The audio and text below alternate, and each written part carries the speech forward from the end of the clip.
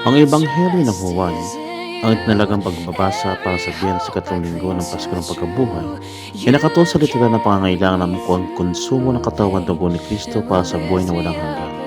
Kung paano si Mama Mary ay muling natagpuan sa kaibig-ibig na punong abala na pinagpalang bunga ng kanyang sinapupunan. Tinawag ang mga lehionaryo upang hanapin si Jesus sa Eukaristiya upang pagsiliglahin ang kanilang gawaing apostoliko.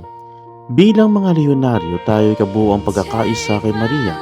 Isinasagawa ko ba ang aking eukaristikong pakikidahok o pakikiisa kay Maria gaya ng iminumungkahi ng ating handbook para sa mga ibigay si Jesus sa mundo? Binabati kayong lahat na maligayang Biyernes ng ikatlong linggo ng Pasko ng Pagkabuhay. Mga lehionaryo na buhay na si Kristo, magsaya at magdiwa. Hala, nabuhay na si Kristo, magdiwang!